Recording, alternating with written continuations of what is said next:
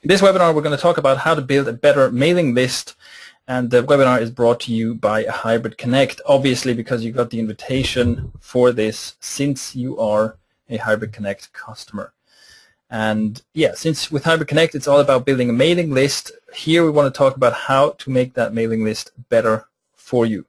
And there's going to be two main topics. Number one, how to get people onto your mailing list, how to get more people onto your mailing list. And then number two, what to do with them once they've subscribed, right? So the overall goal with this is not only to get more people on your mailing list, not only to grow that number, but what we want is we want people to be responsive and enthusiastic. We want the whole thing to be profitable. And the profitable comes from the first two. So if you have a responsive and enthusiastic crowd of people who want to see your emails, who want to open your emails, then you'll also have a more profitable mailing list. And we're going to talk about how to do that in a few steps. I want to keep everything in today's webinar as practical and implement right away as possible, because I know that I tend to be very conceptual. I tend to go off on tangents and be theoretical, and I paid special attention with this webinar to keep it as practical as possible. So part one is getting the opt-in, or in other words, getting the people to actually subscribe to your mailing list and getting more people to subscribe to your mailing list. So whether you're using Hybrid Connect on your blog or on a WordPress site of any kind, or whether you're using squeeze pages of any kind, how to get more people to opt in. So the first question is, what's the most important factor for getting opt-ins? What's the most important factor that moves people to give you their email address, to click that button to get on your list? The most important factor is the offer, by far, right? We're going to talk about many factors, but by far the most important thing is the offer you make.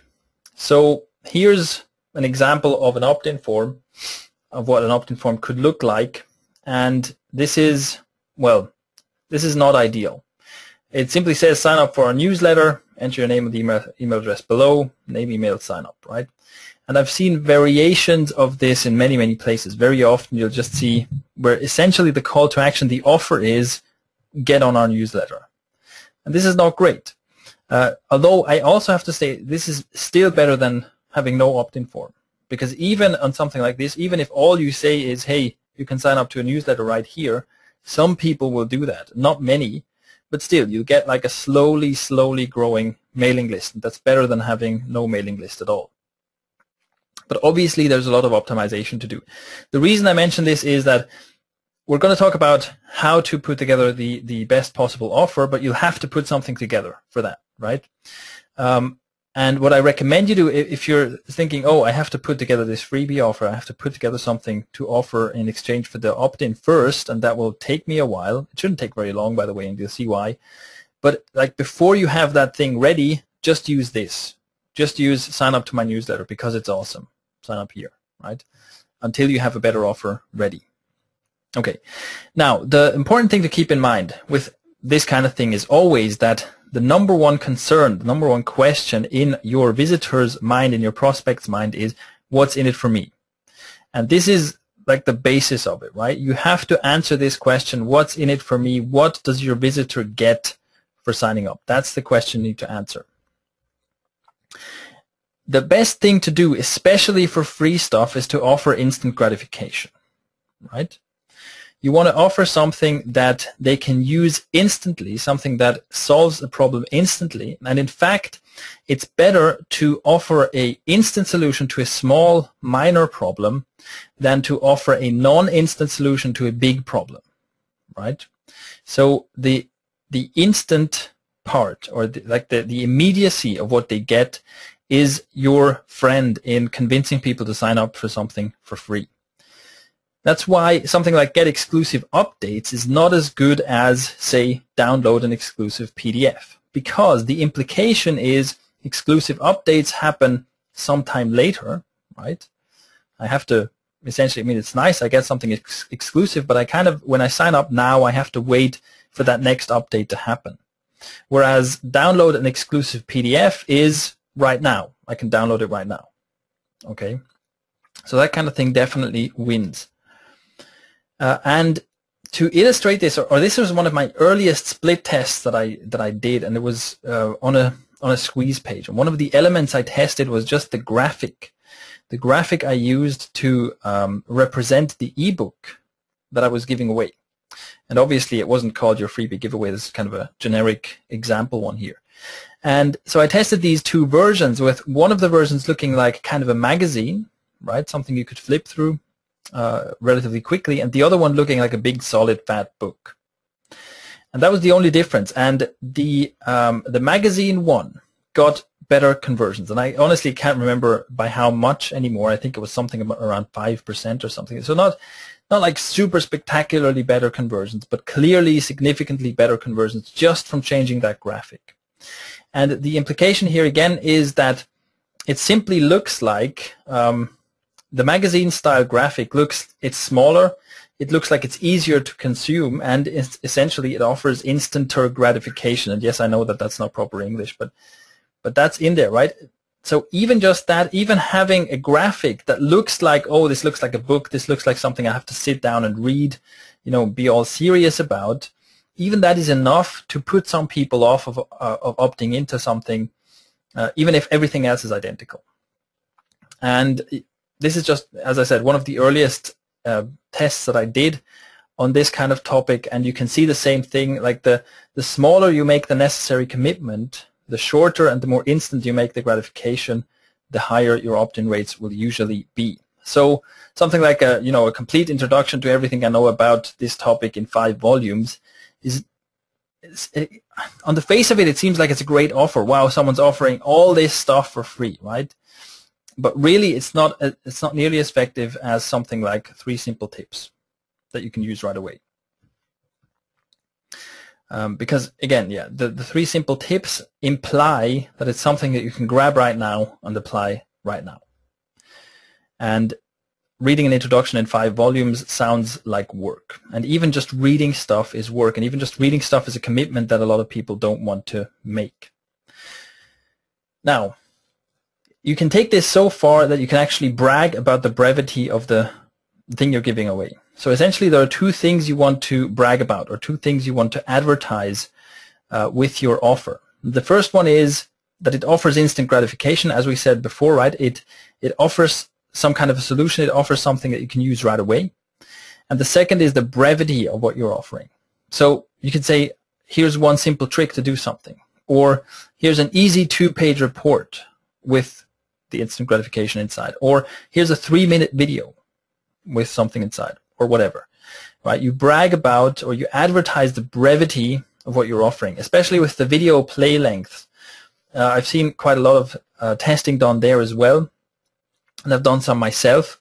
If you have a video, if you just have a video with a play button, and it may be a call to action that says, click here to play video, you'll usually get more clicks. You'll usually get more people starting to watch the video if you say, here's a here's a 2-minute video showing you XYZ, or learn about such and such in under 1 minute, right? So if you tell people this is a super short video, they'll be more likely to watch it than even if it's just unknown. If they don't know, well, is this going to be 3 minutes or 5 minutes or 10 minutes? They don't even want to take the risk of starting to watch something that might take more than a few minutes out of their lives. That is very important. This is, by the way, all of this is especially important for cold traffic, i.e. it's especially important for people who don't know you yet. And that's usually, that's the thing about mailing lists. Once they've signed up and once they've read some of your emails, they get to know you. And that's a point where you can start offering longer stuff, where you can say, hey, here's a 30-minute video about something, and they'll actually pay attention to it. But if they don't know you yet and you say, here's a 30-minute video, they go, oh, God, I don't have that kind of time, and they leave. Okay, the second thing is, so we've had, you want to offer instant gratification. Number 2, you want to make it brief, you want to make it very quick, and you want to address a hot button issue. So hot button issue, that depends on your market. So you want to think about what's important in your market, and what's something that in your market or in your niche is something that gets an emotional response from people. So for example, in in my niche or in internet marketing, and specifically in SEO, for people who do SEO, Google keeps providing us with hot button issues, because every time they do like a major update where people's sites get slapped, that becomes a hot button issue, right? So after Panda rolled out, everybody was talking about Panda, because that gets a response. If you say, hey, has your site been slapped by Panda? Everybody who's had that happen to them, they lost all their traffic, they lost lots of their earnings, lots of their income, makes them cringe, and that's a hot button topic, right? You can just mention Panda and it gets you an emotional response immediately. The same, for Penguin, and the same for any other kind of Google slap, Google update, and so on. Those are hot button issues. Another like general hot button issue for a lot of people in the niche is traffic in general, right? A lot of people have websites, but they just struggle getting traffic to it. So if you mention, hey, here's a way to get more traffic, you immediately get their attention. And in other markets, the thing is you need a bit of market insight to know what the hot button issues are. So, depending on whatever, weight loss niche or muscle building or whatever, if you have a niche like that, the hot button might not be, hey, here's how to lose weight, or here's how to have bigger muscles. It might be something like, here's how to feel more confident, or the reverse of that, is your crippling lack of confidence getting in your way? Here's a solution, okay? And yeah, if you can address these, if you can kind of touch on hot button issues, that makes the thing, makes your offer that much more effective. Essentially, you can think of it as an itch, right? The hot button is an itch, and the instant gratification in your offer is the scratch for that itch. And the combination of these two is very, very powerful, right? If you say, I offer an instant, simple scratch for this itch that you have, that will get people to sign up. Again, keep in mind, saying here's an instant itch, here's an instant relief, no, an instant scratch, sorry, here's an instant relief for this minor problem that's nagging you, is usually more effective than saying here's a complete walkthrough solution to this major problem that's affecting you. For free stuff, it's totally okay to keep it very small and very simple. Okay, with that said, let's make this a bit more practical, right? And talk about not only what you're going to offer, but about the copy that you're going to put there. So what are you going to write in your opt-in form? What are you going to write on your squeeze page? Because essentially you can almost work backwards. You can think about, in your market, in your niche, what would be the most effective thing to write in an opt-in form or on a squeeze page to get people to sign up? Think about what would be the most effective thing, and then make that thing, right? Provide that thing somehow. It's not very difficult to provide it, because let me just quickly put that out there. If you're especially like if you're thinking, okay, so people in my niche want to learn how to get more traffic, but I don't really know, what kind of offer should I put together? Well, one thing you can always do as an offer is interview an expert. It's like the easiest thing you can do, right? So if you know what would be the best thing to offer these people, but you can't provide it yourself, or you're too lazy to provide it yourself, find an expert in your niche, interview them, and use that as your offer. Very simple. Anyway, so copy. It doesn't matter whether you're writing the copy for a opt-in form or the copy for a separate squeeze page. And the squeeze page, just quick as a definition, a squeeze page is simply a page where there's only two options. You can either sign up or you can leave the page, right? So it's a page, unlike on a blog where you have the content and navigation and all that, and an opt-in form somewhere. The squeeze page is basically the opt-in form blown up to an entire page, where it's just your offer, why people should opt in, and the opt-in form, nothing else. And in both cases, the most important thing is to keep it short. You need to keep the copy for free offers, for free sign-up style stuff. You need to keep that short. Because again, essentially these people don't know you yet, and they are not yet ready to make any kind of commitment. They're not even yet ready to commit any amount of time to reading through like a long sales letter for why they should sign up to something. Okay, So even if if you have like several paragraphs of text, even that will put people off because they're like, oh, I'm not going to read all this just to find out what I get for signing up. So keep it very, very short. This is difficult. It's more difficult to be very brief with good copywriting than it is to write a long sales letter with good copywriting. But here are some principles to stick to. Well, this is the first one. Keep it as short as possible. Basically, trim it down to as little text as possible. And of course, make everything about the visitor's benefit. Make everything about the benefit the person gets from signing up. That's what you need to keep in mind. So again, the only question in their mind is, what's in it for me? If I sign up to this newsletter here, if I do this thing you're asking me to do, what's in it for me? That's what they're asking themselves. And this is the features versus benefits thing that I'm sure you've heard before. You don't want to be talking about the features of what they get. You want to be talking about the benefit for them. Essentially, this means you need to be talking about the end result that they get from signing up, right?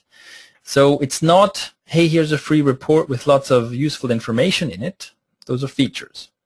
It's not, hey, you can sign up and then you can download this thing. That's already more benefit oriented because it's, instead of talking about what I put into the report, it's talking about what you can do with it, which is download it. Okay, download it and consume it. That's already better, but you want to go further than that. Well, okay, so what happens? Again, we're looking for the end result. So what happens? They sign up, they download this thing, they consume it, and then what happens? Well, if they follow this report, they get more traffic. Or if they follow this report, they become more confident because they know how to lose weight or something like that, right? And that's what you want to be talking about. So keep in mind, people don't want to use or people don't want to buy cameras. If you say, hey, here's a fancy camera, most people are like, yeah, whatever. People want awesome pictures of their next vacation. People want awesome pictures of their next vacation, even if the kid takes the camera and drops it into the water when you're not watching. That's an outcome. That is a benefit. So essentially, and of course, you might be thinking, well, some people are camera geeks. They do want to buy cameras. But even the biggest camera geek in the world is only interested in all the technology behind the camera and all the newest camera releases and all that stuff because he wants to or she wants to create better, more awesome looking, more impressive photographs. Okay, essentially nobody wants to buy a camera. People want awesome pictures. So you have to sell them the awesome pictures. That is a good, for me, this is kind of a reminder that I keep telling myself as an example when I'm writing. I keep telling myself, don't sell the camera, don't sell the camera, sell the picture, sell the result. All right. Next step is social proof. Now, social proof is kind of optional because we're keeping everything short, you can't always add social proof, and you don't have to. But I still want to mention it because it can be a very powerful, convincing factor, and there are basically 3 ways to add social proof to an opt-in form.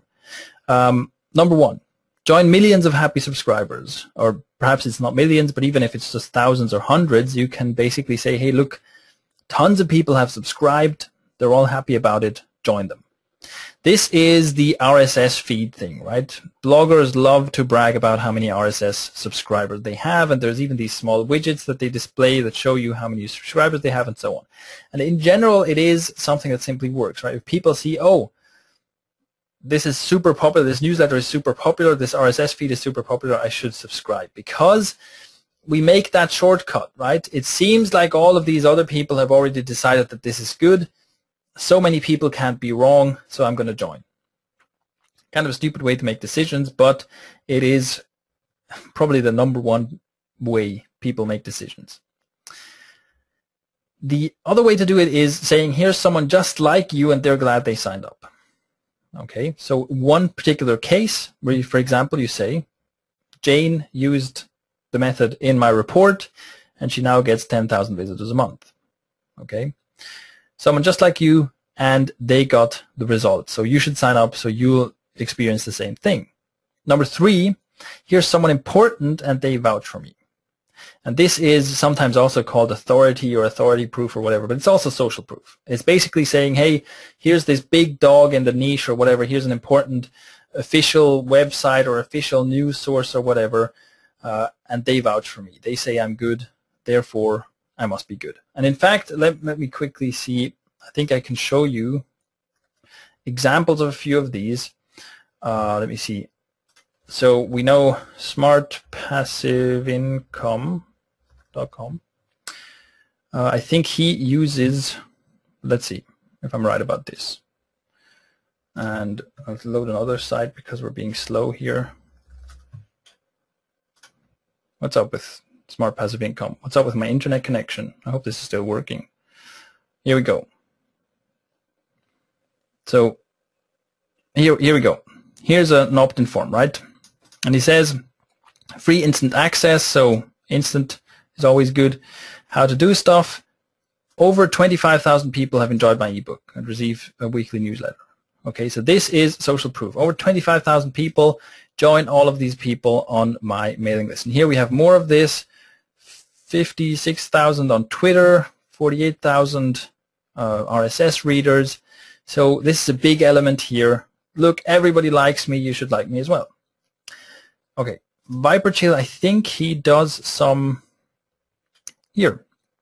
The Guardian, Vicky Baker, The Guardian. Glenn showed entrepreneurial flair through his teens and developed an expertise in search engine optimization. Well, this is not a particularly good quote in my opinion, but he does this. So he has a quote from someone from The Guardian. So this is, here's someone important and they vouch for me, right? Viperchill is one blog you have to watch out for this year. Pro Blogger, someone from Pro Blogger. Here's someone from PBS. In just 6 months, Glenn grew Viperchill to over 6,000. So basically, he has these elements of social proof where it's important people, right? Important people say that I'm good or vouch for me, therefore you should subscribe to my stuff. Okay. And here it's not directly, right, it's not, it doesn't like directly say because of this you should sign up. But it's pretty clear, right? Here he says, get free profitable niche ideas, sign up, and then below is the social proof. So this is one element essentially.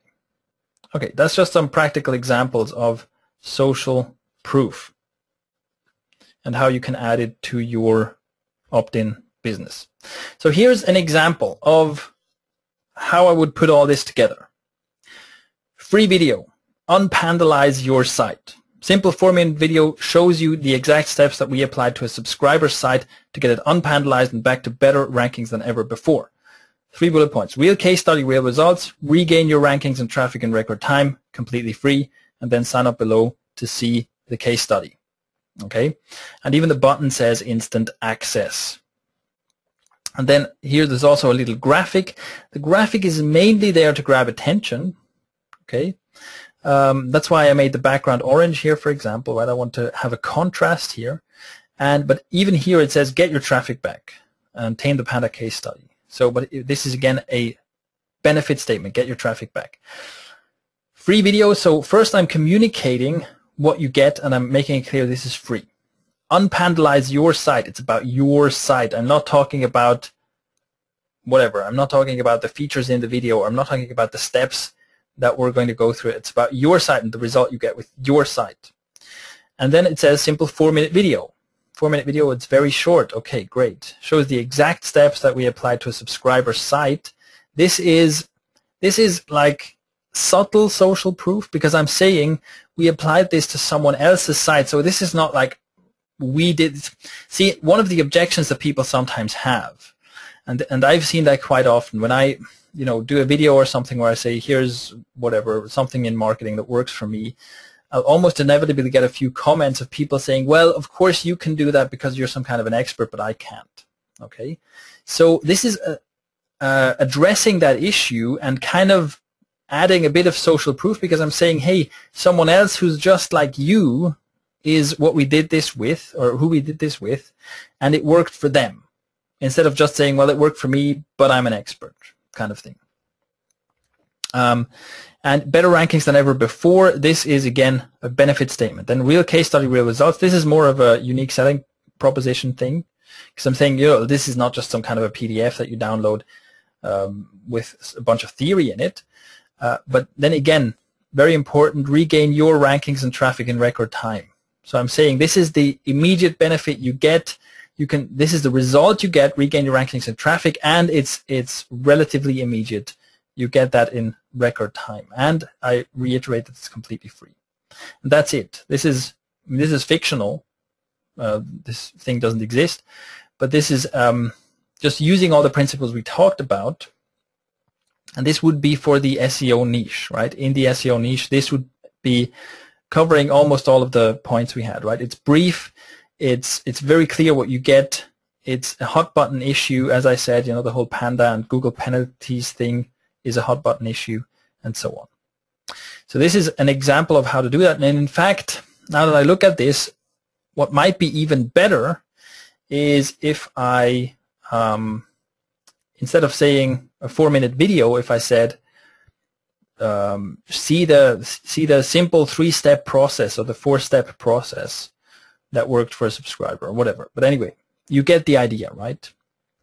And I wanted to show you this, 2 things about this. You'll see that, first of all, you can cram in many of these elements into very little text, right? Very little text, but we have almost all the elements in there that I talked about. And secondly, it doesn't have to be perfect. I wrote this literally in I don't know, 2 minutes or so, right? 2 minutes. And this is not perfect. I'm sure you could put in better social proof and make it more benefit oriented and all that stuff. But this is good enough. If you follow these few guidelines, and even if you make a very imperfect application of all that, your opt-in form will be so much better and your offer will be so much better than most people's opt-in forms and offers are. Now, yeah, let me quickly switch back to this. First, I want to see, are there any questions about this? So does this make sense? Because this is like the conclusion of the principles I talked about before. Does this make sense? Do you see how you could apply this, or are there questions about how to apply these elements to your own opt-in forms?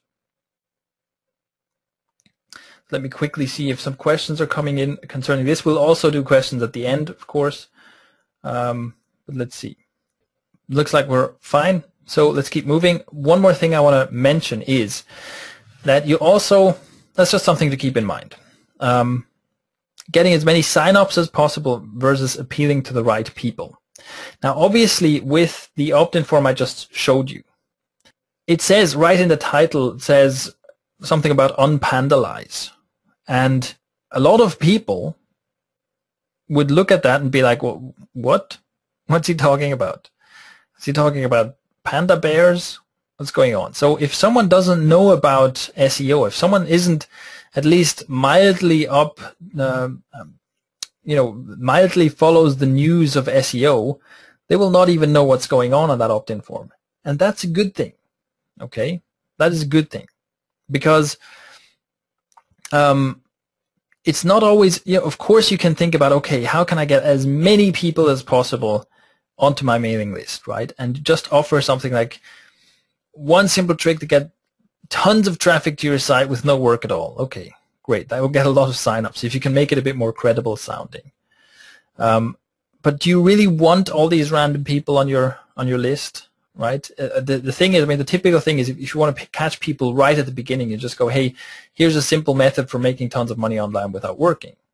Well, okay, you'll get tons of people signing up to that. Who doesn't want to make money online without working? Everybody wants that. But do you want a bunch of random people who have no idea about anything on your list? And also, what are you going to sell them? What are you going to tell them? So often it's better to say, okay, I have a specific target market. I have a specific group of people who I want to get on my mailing list. And with an opt-in form like this, I will only get people on my mailing list who know about SEO, who know at least the basics of SEO, who have a website, and who probably had that website slapped. Okay? And of course, this is excluding a lot of people, but the positive aspect here is that it's exactly right for a specific group of people, and I know exactly who's on my mailing list. I know exactly who the people are on my mailing list. And if I say, hey, here's some kind of a tool that you can use on your website, I know that this will appeal to almost everyone because they all have a website. Whereas if I have a much more generic offer and I go, hey, here's a tool you can use on your website, and half the people on my mailing list are like, I don't even have a website. That's not very useful, right? So that's just something to keep in mind. It's usually a good idea to keep things targeted. Now, I see some questions have come in. Tony asks, any opinions regarding bullet point numbers? No, not really. Again, essentially, you always want to have as many bullet points as necessary to make your offer as appealing and as clear as possible, and as few bullet points as possible, while still keeping your offer clear and accessible. Leon asks, how about offering a video course or video series? Is this bad? Yes and no. See, a video, I wouldn't do that. I wouldn't say, hey, sign up for the 7-part video series, free video series to do this and that, because it's not instant, because you're asking for a commitment. You're saying, hey, sign up for something that will take several days or maybe even several weeks to complete. And people are like, who is this guy? Do I have time for this? Is this going to be worth my time? That sounds like a lot of work. I don't want to do that. So if you say, see, if you have a video series, here's the thing. If you have a video series, what I would do is I would use the first video and pick out one big benefit from that first video and use that as the opt-in bait. Use that as the offer. Say, sign up to see this one simple video where you see this, where you get this one instant benefit. And then at the end of the video say, hey, you know what? So after people opt in, they see your video, and at the end of the video say, you know what? You're in luck because there's more of where this came from. And by the time they've opted in and watched your video and liked your content, and I'm always assuming that you're going to be creating absolutely awesome content, right? So they've seen your video, they think, oh, this is awesome. And at the end of the video, you say, you know what? You'll get more of this, okay? So next day or whatever, next week, whatever it is, you'll get another video, and then you'll get another one, and they'll be like, okay, excellent. Because at this point, they've already made that first small step, and now they're okay with it. But don't sell them the course, don't sell them the series, because that sounds like too much work. Okay, and then Charles, yes, I'll be talking about single versus double opt-in. Right, Tony, exactly, and I'll be talking about that as well. All right, here's a quick list of what to implement. Offer something downloadable. Essentially, that's the best. You want to have something that's kind of tangible, although tangible is the wrong word. But, you know, sign up to my newsletter is like, okay, but what do I get? So you want to offer, ideally, something that you can download, because that's instant. Keep it small, short, and simple. And that's great, right? Because it's super easy to create a small, short, and simple product. You don't have to create like this huge, complicated product. Graphically represented, I haven't really talked about that, but essentially, well, we have. I showed you the example with the ebook covers, right? It's a good idea to have a graphic in there simply because graphics draw the eye. So you want to graphically represent it if possible, and make sure that the graphic represents the fact that it's small, short, and simple. Offer instant gratification for a specific issue. This is probably the most important thing. Describe the visitor's benefit. Always describe the visitor's benefit. Keep in mind, people do not want to buy cameras. They want to have awesome pictures. And keep the copy very short and to the point. These are the steps you can implement. And by the way, I'll be creating, I'll send out a recording of this thing, and I'll create like a PDF checklist type thing as a handout, so you have a summary of all the stuff we talked about. And then finally, use social proof. This is kind of optional, but if possible, put some social proof in there. All right, so that concludes part 1, and we move on to part 2, which is your responsive list, is how to make your list more responsive. First of all, let's talk about what happens instantly after the opt-in. So you've put together this awesome offer, you've written this awesome little squeeze page or opt-in form, and people are now clicking on that button and signing up. So what happens right afterwards? So first of all, there is something of a debate about single opt-in versus confirmed opt-in. Confirmed opt-in is also known as double opt-in. Which one is better? Well, first of all, to quickly, so that we are all talking about the same thing. This is single opt-in. People opt in, they enter name and email address, click on that button, or via Facebook Connect, they opt in, and boom, they get to the download page, right? The next step, the next thing they see is the download page where they can download the report, or they see the video, or whatever it is. And at the same time, obviously, they go on your mailing list and you'll be sending them emails. Okay, that is single opt-in. Confirmed opt-in or double opt-in is the following. People opt in, enter name and email address, click Facebook Connect, whatever. They opt in, then they come to a confirmation page. On the confirmation page, they are told, all right, what you have to do is you have to go to your inbox, find an email that I just sent to you, and click on the link in that email. And you need to do that to make sure that I actually get the right email address, right? To make sure that you actually entered your own email address and not someone else's. Okay. So they go to their inbox, they find that email, they click on the confirmation link, and after they click on the confirmation link, that's when they get to the download page. All right? And so that's confirmed opt-in. Now, obviously, this is more cumbersome. And there's this whole thing about, well, with single opt-in, it's more convenient, obviously, it's a better user experience, but people can sign up with fake emails, people can sign up with temporary emails, people can sign up with other people's email addresses, and there's potential abuse. With confirmed opt-in, you get real emails for sure. You possibly get higher quality leads, but it's less instant and it's definitely a worse user experience. But here's the thing. This is mostly irrelevant. Most of the stuff that's being debated about this issue here is completely irrelevant because, remember, the goal is we want responsive subscribers. And just to be clear, responsive subscribers means you get a response when you send an email, right? And whether that response is that they just open and read the email, whether they click on links, whether they go to your website, leave comments, send replies, buy products, whatever. You want people to respond to your messages, right? That's the goal. And with this goal informs us about what the right option is, single or double opt-in. It's very simple. For freebie opt-ins, you want the confirmation process. For purchase opt-ins, you don't need the confirmation process. Okay, it's as simple as that.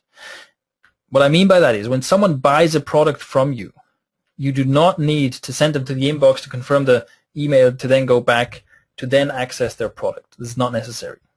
When someone signs up for something for free, you do want them to do that. And here's the reason. In both cases, if you have a free product with the confirmation, with confirmed opt-in, or a purchased product without confirmed opt-in, people have to go to the inbox, find an email sent by you, and click on the link in the email. In one case, it's to confirm and receive the freebie, and in the other case, it's to access their purchase. Okay? So, if someone purchases something, they make the purchase, they go on your mailing list instantly, but they have to access their inbox. They have to access an email that you sent, because that email contains their login information, it contains their license key, it contains whatever, right? Because you don't, I mean, this is a whole other can of worms, but you don't just send people who purchase something to an unprotected page where they can download stuff right away. Because what happens when you do that is people copy that URL and share it on Twitter and share it on Facebook and share it in Black Hat forums, and you don't want that to happen. So you have to have you have to have a layer of protection on top of your product anyway. So people have to get an email, they have to open an email containing login information, containing license keys, containing stuff like that to access their purchase. So they're going to give you their correct email address. They're going to give you their real email address because they want the product, right? So there's no problem there. You don't have to like add additional hoops for them to jump through. With free stuff, you want them to go to the email, find the email sent by you, and click on the link in the email to confirm and receive the freebie. Why? Because this is something that this is the action, the basic action that you want them to take. This is the basic action that you always want subscribers on your mailing list to take. When they check their inbox, they find and recognize an email that was sent by you. They open that email, they read the contents, and they click on the link in that email. And it's very, very important to have that basically, let's turn it around. If you don't do this, if you do single opt-in, the problem is that someone can sign up for your freebie. They go to the download page, they download your freebie. Maybe they read it, maybe they forget about it. They do something else. And by the time they come back to the inbox, by the time you send the next email, they'll be like, who is this guy? Why is this guy sending me emails? What's going on? So even completely apart from abuse issues, the thing is you need to make sure that essentially your subscribers practice, quote unquote, practice the process, going to the inbox, recognizing an email as being sent by you, opening it and clicking a link inside. And that's why for freebies, you want confirmed opt-in, and for purchases, confirmed opt-in is not necessary because both lead to the same process. I hope that makes sense. Now, for this webinar, for this content today, I'm not going to elaborate anything more about purchased opt-in, simply because, well, it's a whole other thing. And I'm assuming, you know, since this is Hybrid Connect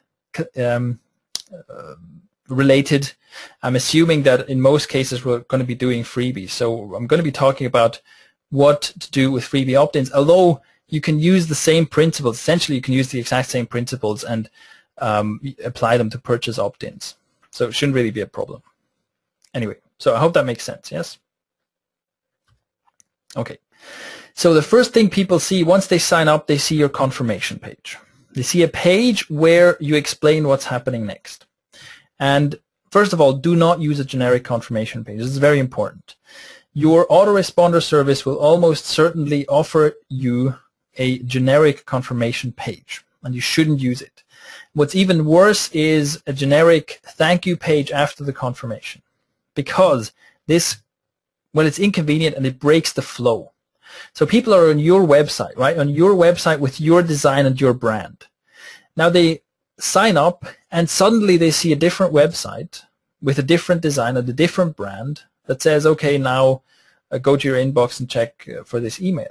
This kind of breaks the flow and it makes them think, wait a minute, am I still in the right place here?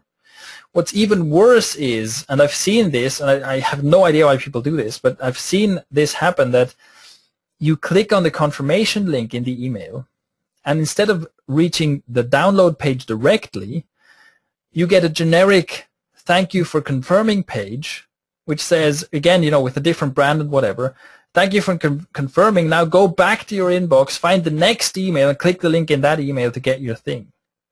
Well, come on, just give me my thing already, right?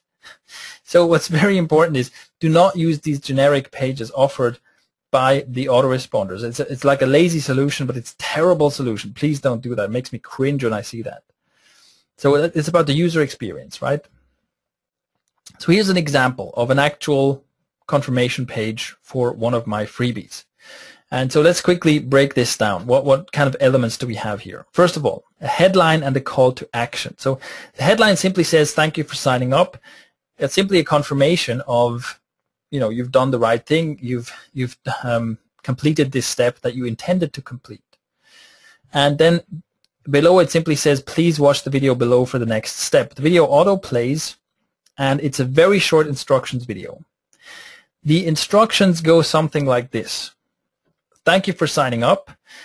You are one step away from getting access to the free thing you just signed up for. So here's how this works. You need to go to your inbox and find an email sent by Shane Melach, and I display my name in the video, with the subject line, something, something, please confirm. Inside that email, you'll find a link. You click on that link, and that will take you straight to your download page. The reason I need to do this is because I need to make sure that I don't get the wrong email address and I don't end up sending these emails to someone who doesn't want to receive them. I also, on this page immediately, I kind of make a joke about, you know, the first thing I say I have two things to tell you and none of them is a special offer. So I immediately kind of make a joke about how usually, you know, people can't help themselves but sell you something immediately if you sign up to a marketer's email list. But the important point here is that's a very simple, very short video where I say, this is what's happening next. Okay, and I make it very clear. The same is then repeated in text below that. So basically exactly the same thing, very short text saying, here's why I need to do this. Please go to your inbox, the message is sent by Shane Malach. The subject line is, in this case, WordPress website guide, please confirm. Click on the link in that email and you get immediate access. Okay, so very, very simple, very short. And there's a signature. And this is like a personalized handwritten signature. There's also a graphic of this guide, which is the exact same graphic that is also displayed on the squeeze page or in the opt-in form. And this is important because this is like a graphical callback to the opt-in. Essentially, with the headline and with this graphic, and also because I have the I Am Impact brand up here, right? The I Am Impact brand is there.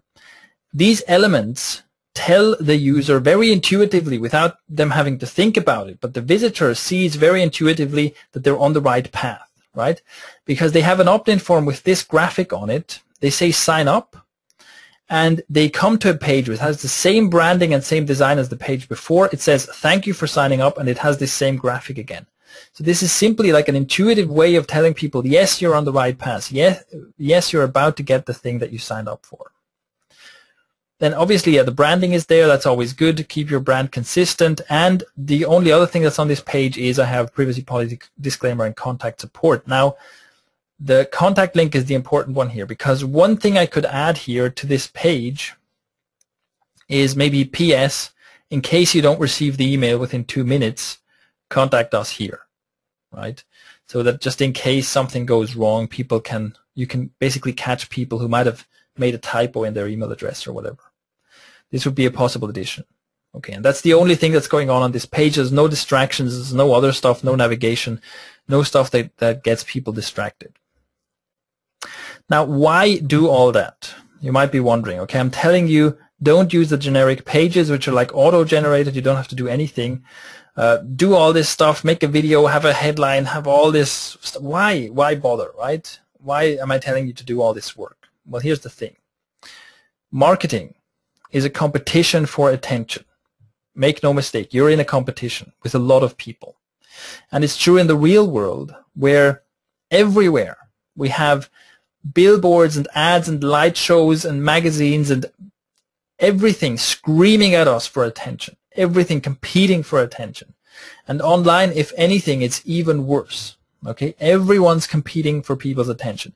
And what you're trying to gain here is people's attention. This is what most inboxes look like. Now, granted, this is a spam inbox, but really, it's not much different. Most people get many more emails than they can really handle, right? Most people would very much like to get fewer emails. So you're competing with a ton of people who are sending emails. You're competing with a ton of people trying to get people's attention, and you need to get their attention somehow. A responsive mailing list is a mailing list of people who pay attention to you. That's the first necessary step to make this happen, right? And remember, unless the mailing list is responsive, it will never be profitable. So a responsive mailing list is a list of people who pay attention to you. Now ask yourself, which emails do we always pay attention to? Which kind of email do we always pay attention to? Personal emails. If your actual personal friends send you an email, you open that email, right? Basically, no doubt. That's the first email you open. You want to know what your actual friends have to say. Well, this doesn't mean, I'm not trying to tell you to try and be everyone's friend. I'm not trying to tell you to pretend like you're the personal friend of your subscribers. You're not. They know that, and you know that too. But personal elements and a personal style do extremely well. Okay? Personal elements and a personal style do extremely well. And most of the elements you saw there on that example confirmation page are personalization elements. There's a video of me. You see my face, you hear my voice, you see me talk. That kind of joke I make at the beginning is like my personal style. The signature on there, the fact that there's a handwritten signature is a very small but personal detail. The fact that it's my own branding, it's my own website design and not some generic Aweber page is my personal style, right? And this kind of personalization does extremely well with email marketing. So here's the easy part. How do you do personal stuff? How do you personalize your style? The easy part is this. Show your face. Here's a picture of me, by the way. You've probably seen this picture before because I use it all the time.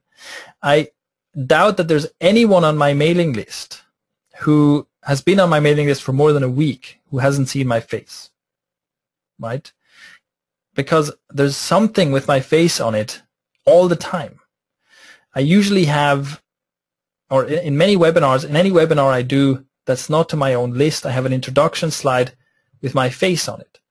I have my face at the bottom of each post that I write. I have my personal signature at the bottom of each post that I write.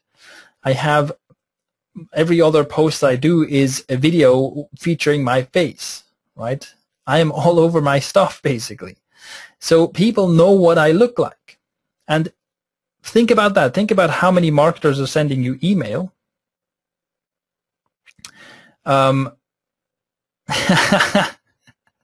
Tony says, your photo was taken a while back on a good day too. Well, thank you very much.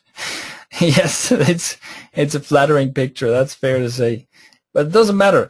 Think about how many marketers are sending you emails. How many marketers are sending you emails to your inbox? How many of them do you know what they look like? How many of them do you know exactly that's the guy's face? How many of them do you know what their voice sounds like? This is a pretty powerful factor. And remember that our brains are programmed to respond to faces. So if you know someone's face and also hear someone's voice, you instantly feel a lot more familiar with them, and it's just a lot more trustworthy. So the other thing is use your voice. Do audio recordings, speak on video, speak on webinars, and so on, so people know your voice. Everybody on my mailing list knows that I have a weird semi-Swiss and semi-Irish accent. Right? People know that, and as far as I'm concerned, it's an asset. As far as I'm concerned, it's an asset. If I had just I don't know, it is. I know that I have kind of a weird accent, but it's something that sets me apart, right? And some people might remember me as, oh yeah, the guy with the weird name and the weird accent. But that's good as long as they remember me. And another easy thing to do to personalize your stuff is to have strong opinions. Have strong opinions on stuff. If you try to not step on anyone's toes, you're replaceable, right? So if you have a guy, and see, most opinions are not right. There's usually not right and wrong. But if you have someone who says, well, let's say, again, in internet marketing, or actually, no, let's change that. Let's say in the fitness niche, okay? We're in the fitness niche. If you have someone who says, well, you can do this type of exercise. You can do exercises in machines, or you can do free weights, and you can do compound exercises or isolation exercises. Each has their benefits. Some things are better for one thing. Some things are better suited to other people. Depends on your goals. It's like, okay, whoever said that, it doesn't matter. This person doesn't matter. You won't remember someone who says that. If you have someone who has an extremely strong opinion and says, look, here's the thing. The only thing that's useful if you want to get fit is free weights. The only thing that's useful is doing compound exercises with free weights. Everything else is bullshit, okay? People who tell you anything else, people who tell you to use machines are lying to you, and they're scamming you, and you should run away from them. Okay, people who tell you to do isolation exercises with tons of, body pump thing where you have small amounts of weights and you do exercises over and over and over again until you feel your muscles burn, but you don't use good form or anything. That's rubbish. That's not going to do you any good. It's going to waste your time. It's going to be completely useless, and these people are scamming you. They're all terrible. That might be a very strong opinion, and you're actively antagonizing people, and some people will strongly disagree with you, but it will make you memorable. People will remember you, and it will get more emotional responses, because some people will have a negative response to that and say, what? Body pump is my favorite thing. How dare you speak negatively about body pump? Other people will be like, oh my God, I didn't know that. Finally, someone who speaks the truth, right? Okay, so have strong opinions about whatever you do. Have strong opinions, and this is one where there are absolutely no excuses here. See, I know that, I mean, it's not that I accept the other excuses, but I know that if I say, you know, make a video with your face, make audio recordings and so on, show your face, use your voice, I know that the objection most people have is, oh, but I can't do that, and I look terrible on camera, and my voice sounds weird. And no, you don't. No, you don't. Nobody cares what you look like or what your voice sounds like. But I know that people have a lot of objections to showing their face and using their voice. You should do it anyway. But even if you give in to your excuses concerning the first 2 points, have a strong opinion. No excuses here. The tricky part is having a unique voice and style. And when I say tricky, and well, first of all, a unique voice and style is something that you can communicate no matter what the media is, right? You can, even if you write emails only, if you have a unique voice and style, and there are people who do that, who can write emails, you don't know what they look like, you don't know what their voice sounds like, but they just have this really unique voice and style, and it makes them memorable. And that can be very effective, or that's super effective if you can do that. This is tricky. It's not as easy as the other points. But when I say it's tricky, what I mean is it takes practice, right? You're probably not born with the skill of communicating in a unique voice and style. But obviously, it can be learned. So it just takes a bit of practice. Use your face, voice, opinions, and unique style on the confirmation page, as I showed you in the example. So on the first thing people see after they sign up, use it in your emails, especially your unique style. Even if you're just writing, put it in your emails. Maybe have a signature with your image, with like a thumbnail of your headshot in the email signature. In your giveaway product itself, everywhere. Basically use it everywhere. On your blog, in all the content you create, use your face, your voice, your strong opinions, and your unique style. This will make you stand out from the crowd, and this will get people's attention. This is the important thing, right? It will make you personal, it will make you someone relatable, and it will give you that edge. It will give you the edge that's good enough to get people's attention from all the noise. From all this also derives my email writing formula. I can tell you right away, this webinar is not about like how to write emails, because the email writing formula is exactly that. You use your unique voice and your unique opinions, and you write as if you were writing to a good friend. You write as if this message is for a good friend of yours, for one, you write as if writing to one person, right? Writing to one person, and you simply explain what you want to explain. You talk about what you want to talk about. If you read my emails, I think you'll see that. Let me put it this way. I get emails from a lot of marketers, and some of them because I just haven't unsubscribed yet, some of them because I just like to watch what people are doing. And one thing I see very, very often in many niches is this overexcited marketing persona, where someone goes, oh my God, I have to tell you about this. My friend, whatever, created this awesome new product. It's absolutely amazing. And this offer is just crazy. You just have to check this out. I've never seen anything like this before. And you get emails like that 3 times a week. And the problem there is some of these people are good copywriters. But the problem is that nobody actually talks like that. So you start reading and you're just instantly in an advertisement, right?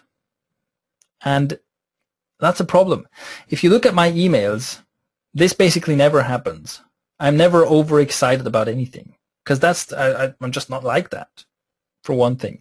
But also, I mean, no, as I said, nobody actually talks to their friends like that.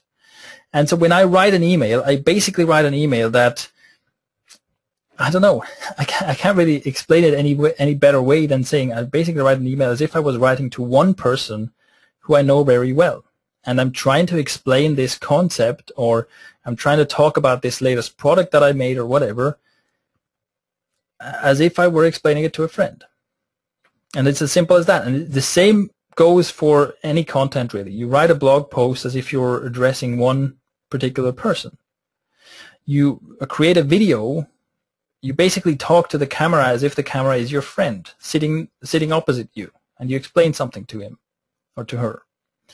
Right now, the way I'm talking right now, as you can probably tell, I don't have like a script that I'm reading off, because I have these ideas in my head, I have these concepts in my head, and I'm explaining them to you as if you were sitting here in my rather cramped office right now. So it would be slightly awkward if you sat here, but I'd be explaining it to you like this. See, the thing that happens, and this happens to me all the time, that the thing that kills email marketing right at the beginning, and the most common cause of problems with email marketing, is you send an email and the person receiving the email thinks, who the heck is this, and why are they sending me emails? Because they don't remember you. That this recognition doesn't happen. And if you send people to generic pages and you don't show your face and you don't have a unique voice and so on, this is almost guaranteed to happen. And this happens to me all the time because I buy internet marketing products. I sign up for stuff left and right because I want to see what's going on, right? It happens to me all the time that I get an email from someone and I'm like, okay, so this is clearly a marketing email, but who is this person? And I know, I mean, I don't get angry about it or anything because I know I must have signed up for something, or I must have, usually it's probably I bought something and now I'm on their mailing list. But I don't know who they are. I've never seen this name. I just don't know who it is. And obviously these people don't have my attention at all because it's not like I'm going to jump through hoops to try and find out who it is who's sending me emails. So this is what we want to avoid. This is the first step you need to avoid. Make sure that you don't get this effect. Make sure that people, when they see your email, they know who that email is from. And I can say one thing about my mailing list. I doubt that there are many people who get an email from me and go, who the heck is that? All right, now with some of this stuff, we've kind of transitioned from just a confirmation page to your follow-up as well, because all of the personal style and so on obviously applies to all of the follow-up emails you send and all of the other content you create once people are on your mailing list. So let's talk about the follow-up. There's basically one thing about the follow-up that I want you to do, that I want to give you, that's proven extremely effective for me. And for the record, I'm currently updating this in my own autoresponder thing, because right now it's not really ideal, but I'm updating that. So this is my tried and tested formula. Create a welcome sequence. So the first thing, people sign up for your thing, they get to the confirmation page, they click the confirmation link, and then they get the downloadable, right? They get your free thing, your offer. And then they get a bunch of emails. So the first thing you do is you put them on the welcome sequence before they get your regular emails. And the welcome sequence consists of 3 emails. Day 0 is the download reminder. So this is an email you're going to send anyway. So instantly after they've confirmed, you send them to the download page, and you also send another email that says, hey, you know, for future reference, essentially, I'm this guy, and here's the thing you opted in for. And really all you say there is, you know, again, as I said, for future reference, you know, in case you close that tab, or in case you want to get back to this and download it later, here's the link. Okay, this is an email that people would expect, no problem. On day 1, so 1 day later, you send an email that essentially says what to expect from signing up. So you are now a subscriber to my mailing list, and here's what you can expect. Okay, in my case, I basically say, you're on my mailing list now. I'm Shane Blach, and here's what's going to happen. I do these Sunday update videos about once a week, or most weeks I do these videos. So I'll send you an email, goes to a video where I talk about stuff that's happening in my business right now. And the idea is that I tell you what's going on in my business, tell you what I do, so that you can hopefully benefit from it. I also write emails about whatever I think is relevant right now. I sometimes send you to my blog posts. I don't always email to my blog posts, but most of the time. And sometimes, and I make this very clear, sometimes I will send out offers. Sometimes I'll send out promotions. I'll send you an email when I've made a new product. I'll send you an email that says, hey, here's my new product. You can buy it, right? I'll also very, very occasionally promote other people's products. I'll go, hey, someone else made an awesome product. I bought it. I loved it. You should take a look. Containing an affiliate link, right? If this is highly offensive to you, if you have a huge problem with being promoted to, with me sending you promotional emails, now is the time to unsubscribe. And I make that very clear. Okay, if you have a huge problem with this, get off my mailing list now, because this is going to happen. But I'm also very real about it. You know, I'm not one of these, I'm not going to send you like a promotional email every day. I'm not going to just be constantly promoting crap at you. I only promote stuff. I only create products that I truly believe in, that are awesome. I only promote stuff if it's absolutely mind-blowingly good, because that's just what I do. That's kind of the standard I have. And you can believe that or not. If you don't believe it, stay on my mailing list for a few days and see, or for a week or so and see. If you have any doubts, or as I said, you know, if you're like highly offended by promotional material, get off my mailing list now. So I want to set the right expectations. And then on day 2 or 3, so 1 or 2 days later, I send another email, and it's basically, here's my best stuff. So this is kind of an about me, but of course it's not about me. It's about you. It's about what you can get from me.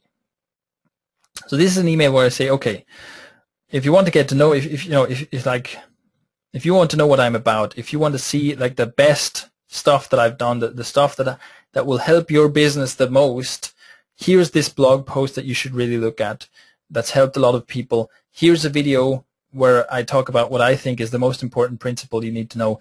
Here's whatever, right? So it's really just about, this is about giving them the chance, if they want to, giving them the chance to look at some of your best stuff. Because essentially, first of all, I mean, your best stuff is the stuff that's going to help them the most. And it's also going to be impressive, right? You want to send them to like your awesomest blog post and go, okay, here's this. Now, I do this by linking to stuff that I previously did. Of course, if you want to do this email only, that's also possible. So you can send like a longer email saying, okay, here's the thing. Here's what you need to know. Here's what I think is the most important thing you need to know about this topic. And you write a longer email explaining all the stuff you think is super important. And that's the welcome sequence. So that's the thing that everybody gets before they get your regular emails. And once the welcome sequence is over, you either send them to more follow-up. So of course you can have, you know, endless follow-up sequences, just keep going and going, where you have content and promotions and all kinds of stuff all automated. That's fine. In my case, I just do regular broadcasts. So in my case, once the welcome sequence is done, people reach my, let's say, normal mailing list where they just get every new broadcast that I send. But everybody goes through the welcome sequence first. That's the important part. So here's what you can implement. Use confirmed opt-in for freebies. Use the confirmed opt-in method for freebies. Create a custom confirmation page with the personalized elements on them or on it. Use your face, use your voice, have strong opinions, and use your unique style in everything you do, in every email you write, on your confirmation page, and so on. Make sure that people get to know you instantly right after they sign up, and keep that going throughout all of your communications, because that is what will get you the attention of people. That is what will get people to open your emails. Create an automated welcome sequence, including at least the 3 steps that I outlined and as many additional steps as you want. And communicate what your subscribers can expect from being on your list right from the beginning. Again, you're kind of qualifying people and telling them exactly what they can expect. And the thing is, you see, you can have a completely promotional email list. If you communicate that and you frame it right, you can say, here's what this mailing list is about. I'm going to search for the best special offers I can find. I'm going to search for the awesomest products I can find, and I'm going to let you know about them as often as I can. Now, a lot of people would jump off when you say that, but those who stay will be buying stuff like crazy, because again, you're setting up the expectation right from the beginning. The result of all this, if you implement the stuff that we've talked about in this webinar, you are way ahead of the crowd, okay? You're way ahead of the crowd of even people who call themselves expert email marketers. If you do just this stuff, you will have a super responsive mailing list compared to almost everyone else's mailing list. This takes us to part 3. 2 more things I want to discuss, which is, first of all, keeping attention levels high. So once you've done all that, we've basically looked at the beginning of the process, how to keep that going, and of course, how to promote stuff and make money. So let's look at that. Over time, you'll be sending emails, right? You'll be sending these emails in maybe regular, maybe non-regular intervals, but you'll be sending these emails and you want to keep the attention going.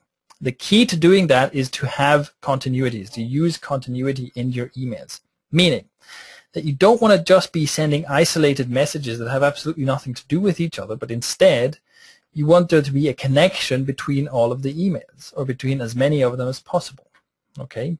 This is really the key, and this is another thing that, you know, if I say it like this, it probably seems pretty simple, but almost everyone gets this wrong. And I'm not just talking about the internet marketing niche. I'm not just talking about internet marketing people who send their promotional emails and whatnot. I'm talking about big businesses, small businesses, in every conceivable niche. Almost everyone gets this wrong. They send emails that have, you know, out of the blue you get an email about something, but it's just, there's no connection there. So what you want is, you almost want like a continuous narrative. So here's how you do that. How to create continuity, right? Make announcements and follow up on them.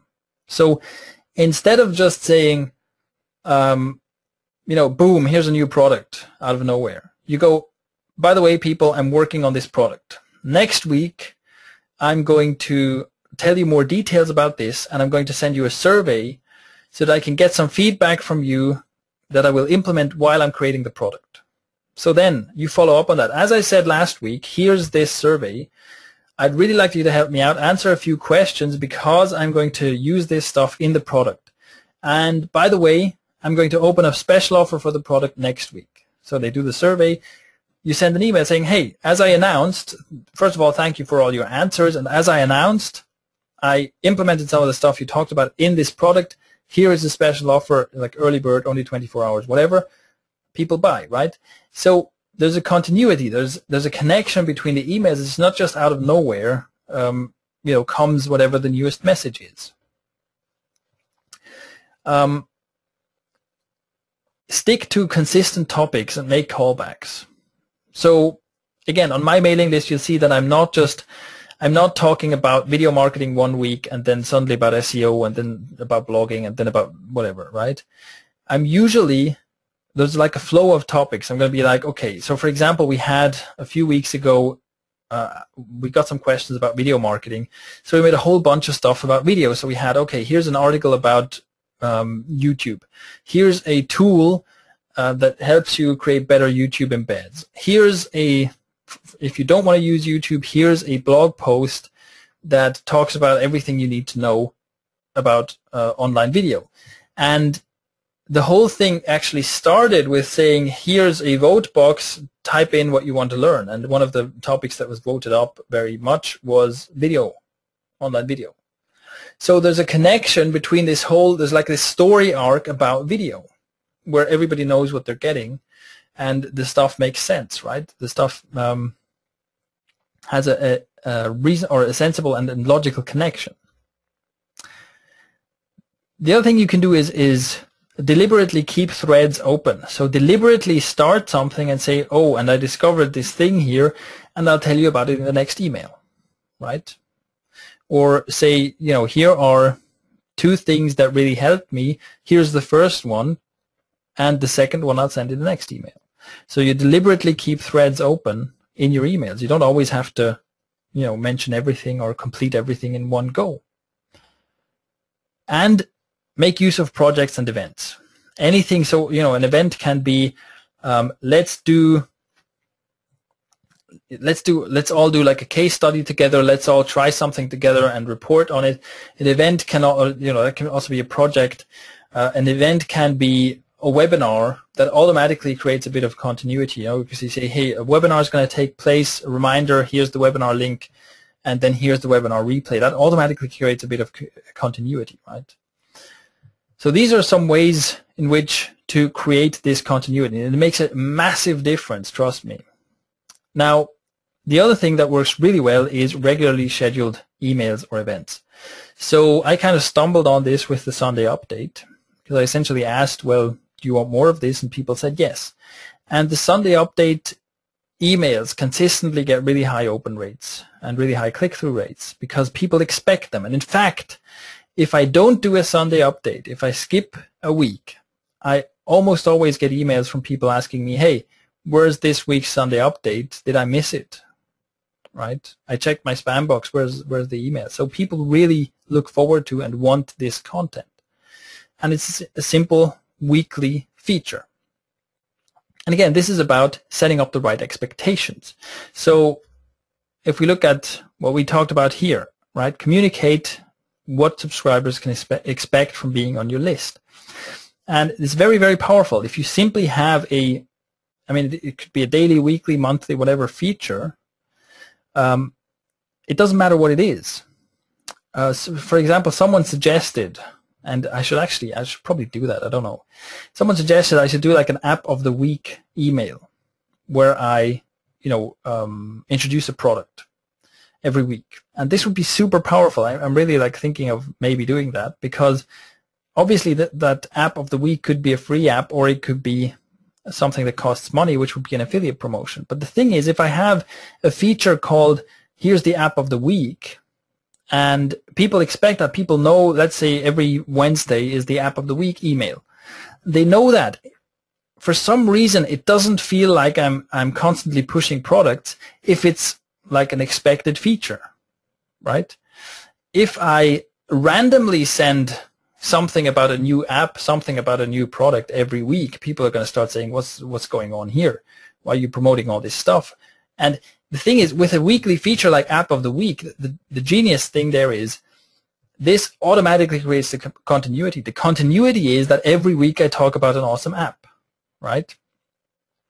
If I don't have that and I randomly send something every week, people are going to be like, well, last week you talked about this, now you're talking about that.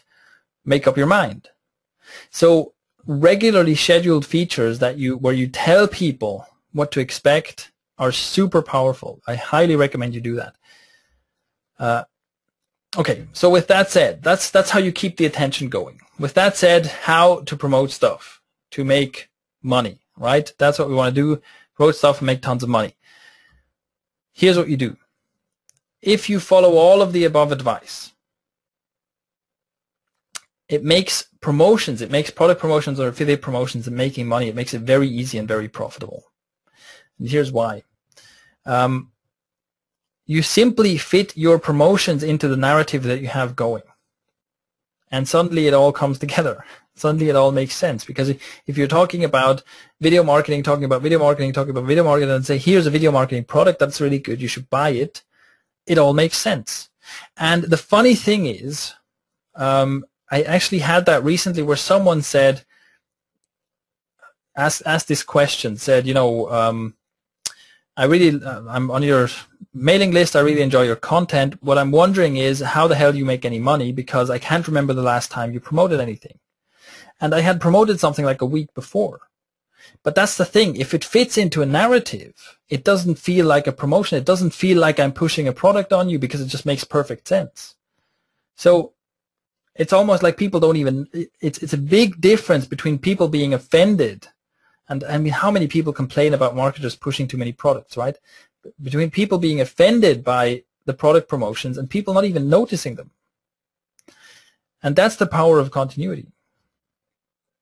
Let me show you an example, or let me illustrate an example by using two products, or by using a product, Hybrid Connect, which I released recently, and on the other hand, Pinterest, because Pinterest is something I know, I'm sure you're familiar with Pinterest. It's like some kind of a social media photograph site or something. I don't know what it is, but anyway, some kind of a social media thing. So I don't know the first thing about it. Pinterest, the reason I picked this is because Pinterest is a trend that came along, and then many products and promotions followed. So Pinterest somehow blew up. Suddenly someone noticed they have a huge user base and they can send a lot of traffic, right? A lot of traffic can come from Pinterest if something is shared or upvoted or whatever, whatever people do on Pinterest. So obviously the internet marketing types latched onto this and started releasing products. So, you know, Pinterest traffic code revealed and whatnot. And also Pinterest spam bots, you know, how you can automatically spam all types of content on Pinterest and hopefully get some traffic. Okay. Now, here's what happened with most mailing lists is you get a bunch of emails. The first email, you know, here's an email about search engine optimization with a product promotion inside. Then here's an email about Amazon self-publishing with a promotion inside. Then here's, you know, ClickBank domination secrets, another product promotion. And then boom, out of the blue, all of a sudden, Pinterest, right? This is the new thing. Everybody's talking about Pinterest. Here's a Pinterest product you should buy. And the effect this creates is, well, wait a minute, why are we suddenly talking about Pinterest? What about the ClickBank thing? What about Amazon? What about search engine optimization? How come we're suddenly talking about this new thing here? And that's the problem there is the lack of continuity, right? Now, with Hybrid Connect, what happened is that for a long time, I started talking about the problem with relying on Google traffic only because I had websites that were affected by this, right? I got only Google traffic, they got slapped. I lost a lot of income. So I started talking about that. I started talking about alternative traffic sources. I started talking about how email marketing, how email lists were becoming or were actually for a long time my best traffic source and my most valuable asset. I answered a question that I got by email about email marketing, and all this, you know, there was a lot of stuff like this going on in blog posts, emails, videos, and so on. And then followed at some point a promotion for Hybrid Connect, which is all about building your mailing list, which in the context of everything I've been talking about makes perfect sense, right? It doesn't just come out of the blue. Why the hell is this person suddenly talking about mailing or mailing lists and email marketing? No, it had been evolving in that direction. It had been building up to that for a long time. Now, you're probably wondering, well, okay, so this takes, you know, this is like carefully orchestrated and planned for months. No, not at all. Because the thing is, there's very little planning here, because the thing is, it's kind of a gangster rap thing to say, but if you just keep it real, this happens almost by itself. Because the truth is, this happened. I had this issue with Google. The truth is, email had become my most valuable asset. The truth is, I realized that for my own business, I want to concentrate more on email. And I thought, you know what? I want a tool that does a specific thing to get more subscribers on my list. This tool doesn't exist, so I'll have it created. And then I sold that tool. So this all happens organically, because all I do on my mailing list is I talk about what's actually going on. I talk about what's actually relevant right now. And essentially, here's the recipe. Talk about what's relevant and only promote stuff that's relevant, right? That's the most common. See, I get approached quite often by people saying, hey, I have a new product, please promote it for me. My answer is usually no. And the reason is usually this has nothing to do with what I'm currently talking about, right? Someone comes along and says, hey, here's this amazing Pinterest traffic bot or whatever. I go, no, because first of all, that's bullshit. And secondly, I'm talking about video marketing right now. I'm talking about email marketing. I'm talking about how important this or that is. If I just come along and say, hey, here's a Pinterest traffic bot, what the hell does that have to do with all of the stuff that's relevant to me and my business right now? Why should people listen to that? Okay, so it doesn't really require planning at all. But I know what you're thinking. Well, first of all, let me also be clear. I prefer selling a lot of one thing over selling a little bit of everything, which is what a lot of marketers are doing, right? Promoting new stuff every week, and they sell in very small quantities. They sell bits and pieces of everything. And I'm just not part of that. I'm not part of that circle of people who, you know, keep promoting each other's stuff and so on. I know that they don't make as much money as they claim to make. And I know that most of them don't make as much money as I do. So I'm pretty happy with my solution. Just as a quick disclaimer. Anyway, Now you're probably thinking, okay, I'm way into conceptual zone here again, so please make that more practical. All right, here's the thing. You can actually make like mini stories. So let's say there's this video marketing product you want to promote, or whatever it is, right? I'm just using video marketing as an example here. And so you basically in your mind, you know, okay, I'm going to write this email promoting this video marketing product, but I don't want this email to just come out of the blue. I want to provide some context for it. So that's what you want to avoid, right? Promo email out of nowhere. We don't want to do that. So instead you plan, let's say 4 emails. Okay. So that could be maybe 1 week. You plan 1 week or maybe 10 days or something, 4 emails. Email number 1. You talk about why, or this is what I do, right? I talk about why video online gives you an edge. Most people shy away from video, think it's too complicated and so on. If you make video, you're automatically like in the top 5% or so of content creators online.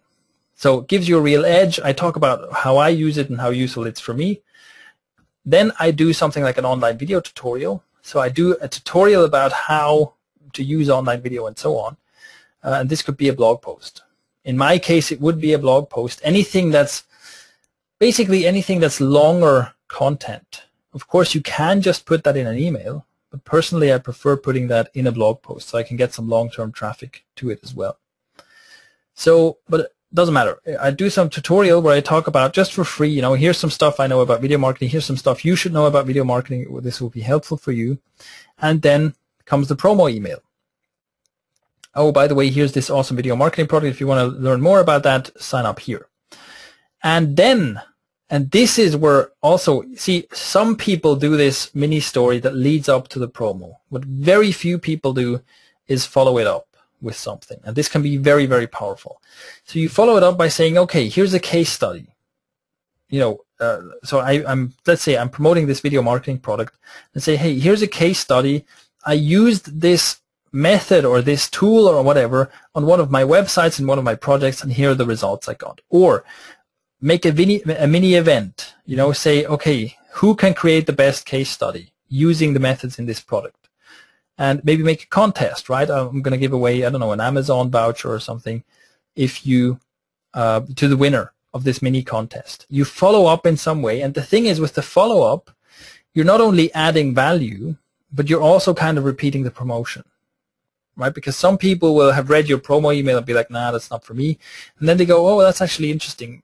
You know, consider it again, maybe check out the sales page again and go, okay, I'm going to give it a try. So this can be extremely useful for in terms of how much money you can make from promotion, but it's also very useful in terms of you're just adding value to your subscribers. You're offering more than other people are offering, and again, this earns you attention points, so to speak. So this is a simple way with just 4 emails. So instead of just writing the email today, hey people, buy this stuff, you plan out 4 emails. Pretty simple. And this will net you far more sales than if you just send a promo email out of the blue. Here's what you should implement right away. Have a daily, weekly, or monthly feature that you announce to people so they know what they're signing up for, or they know what they can expect once they've signed up. Use continuity in your emails and in your content in general. Make sure that you don't just have a disconnected jumble of topics. And promote stuff that matches your ongoing community or storyline, or create mini stories around those promotions so that you have this element of continuity. And this will help keep people more responsive, and it will also put more money in your pocket. So keep in mind, the goal here, the ultimate goal is always to have responsive subscribers, to keep those subscribers responsive and happy. And just as one last thing, like as a golden rule, this is for me personally what I do, what I believe in, is always act in your subscribers and customers' best interest. Okay, when in doubt, always act in your subscribers and customers' best interest. And there's 2 reasons why I recommend this and why I believe this works. First of all, people realize whether you have their interests at heart or not. And it's a very effective long-term strategy to have people's best interests at heart. And secondly, it's just the right thing to do. It's the right thing to do for a human being, to treat other human beings well. So, that's why, for me, I wouldn't promote a scammy product. I wouldn't promote it for $1 billion. Quite simply, I wouldn't do it. It doesn't matter. That's also something I often think when someone approaches me about, hey, please promote my product, and it's some rubbish product with a insultingly stupid sales pitch and 15 upsells, and that it's all crap. And they go on about how great the EPC is, the earning per click, how much money I could make by promoting this. And I don't give a crap about how much money I can make. I don't give a crap. Why should I sacrifice my subscribers' attention? Why should I insult my subscribers with a stupid scammy product like this? And why should I promote something where they will end up spending money on it and regretting it? Why would I do that? Like, as a person, I don't want to do that. As a person, I don't want to do that to other people. And as a business owner, I don't want to do that to my asset. I don't want to do that to this valuable asset that is my mailing list. So when in doubt, always act in your subscribers' and customers' best interest. And that will serve you very, very well in the long term. And that's it. We've reached the Q&A stage. Paul, if you're still awake, let me know if there are any questions that you spotted that you think I should address, and I'm actually going to look through the questions as well. So Q&A time will take, 10 minutes or so, or depending on how long it takes time. If you have any questions about all this, let me know, and we'll go through them. So Charles says, this is very nice. Okay. This is one of the best webinars ever. I feel like I attended expensive webinar or seminar in online marketing. I know this is on the surface was about Hybrid Connect, but it was really an overview of your successful business model. Wonderful. Thank you. Yes, thank you very much for this comment. I love that you liked it. George asks, what is ADT time? I have no idea. That's one of the problems with GoToWebinar, this webinar platform I'm using. They have the weirdest description for time zones, and the thing is, what happens all the time is that I select the time zone in the setup when I set up the webinar, but in the email that you get, they use some other description for that same time zone. No idea. So, okay. Yeah, I'm sorry about the time zone issue, but I hope the widget on the thank you page was a bit helpful there. Okay, now let me see before I miss some more questions here. Tony says, this is interesting. I've been thinking about the emails I open fairly regularly, and with almost all of them, I know their face, often their voice too. If I don't know them straight away, I'll often open them at some point over the next few days, especially yours, as I'm expecting the video. And some do videos that are too long, so they still don't get so much attention. That's another point. This is, of course, a tangent here because, yes, I recommend you use video, but keep your videos as short as possible. That is the art of making videos, is all about keeping them short. Keep them as short as possible. This has been answered. Yes, thank you very much, Tony.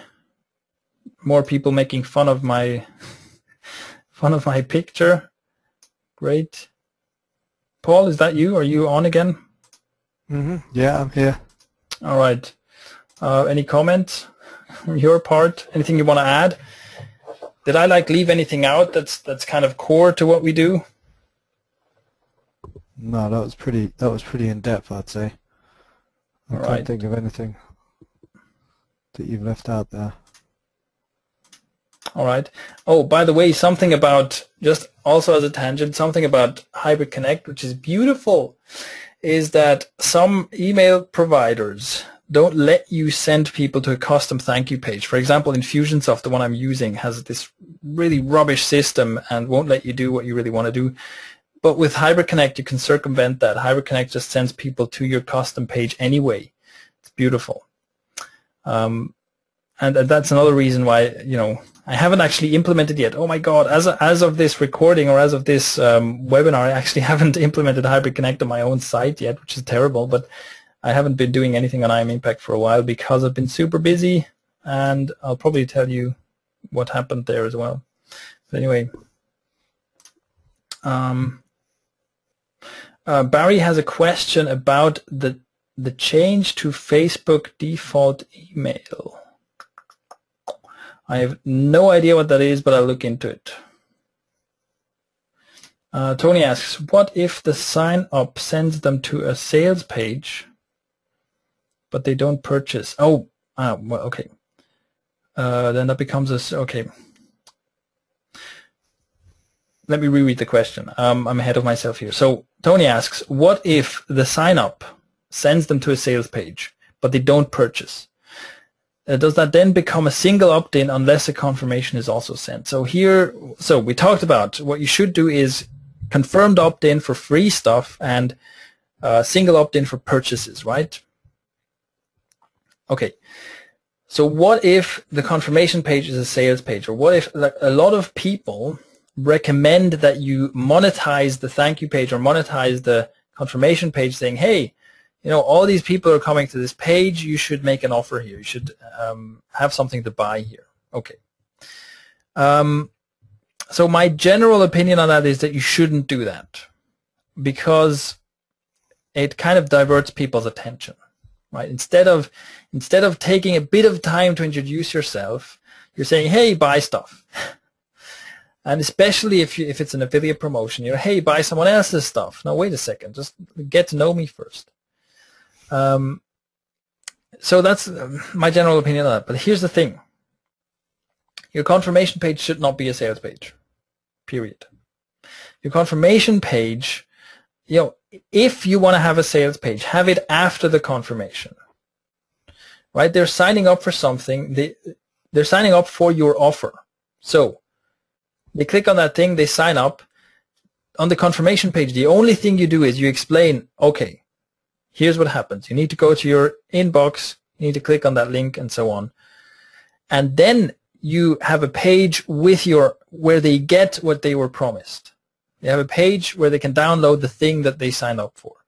And then you can have an offer. If you really want that, you can have an offer there and say, okay, here's your download, and by the way, here's the thing you can buy.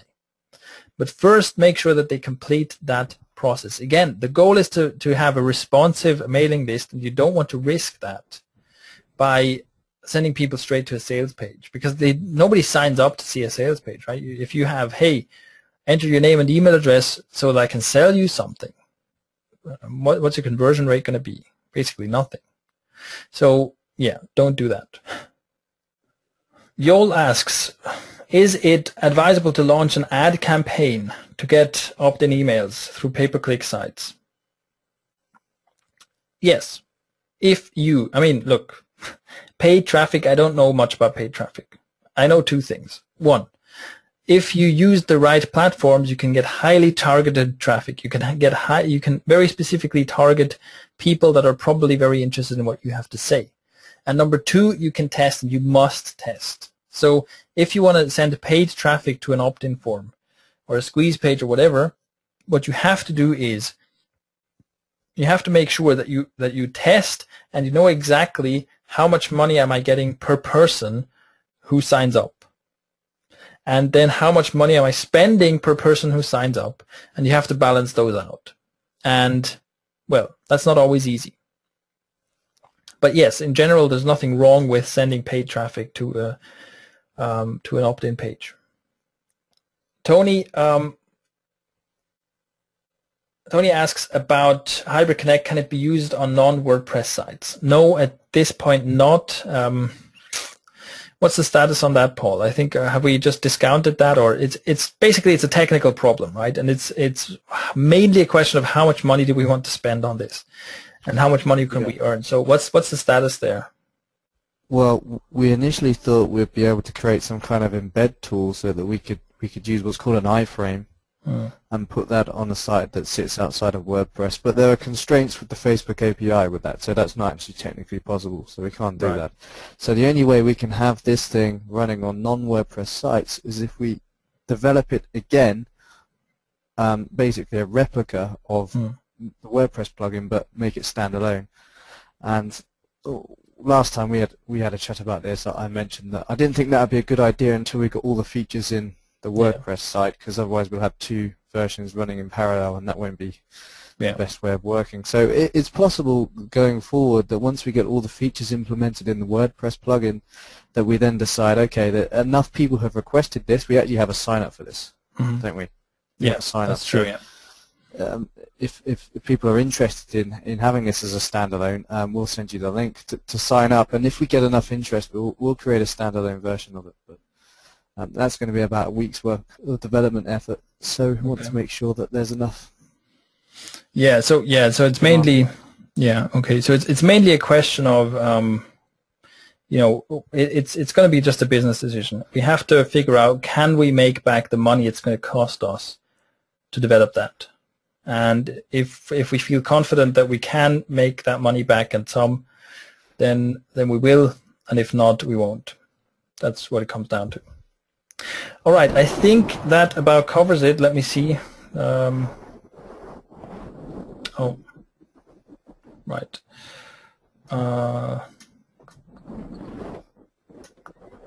This page. Yeah, I think that about covers it. So that's it. I think that's all of the questions sorted. So thank you very much for attending the webinar. The recording will be made available together with a handout with like a PDF checklist style thing. I don't know when.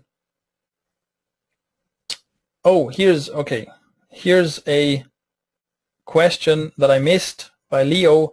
Can email marketing replace SEO? Well, no. That's apples and oranges, because SEO is one of the ways in which you can get people onto your mailing list. That's great. Essentially, you need an original traffic source to get people on your mailing list, and then the mailing list itself becomes a repeat traffic source. The original traffic source can be anything. It can be SEO, it can be social media, Facebook, whatever, paid traffic, whatever. But it's not one replacing the other. It's apples and oranges. All right.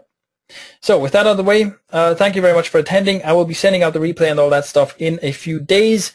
We will be sending out notifications when there are new updates to Hybrid Connect. Check out the last email to see some of the last updates. And I think that's all. So thank you very much for attending, and I'll talk to you soon.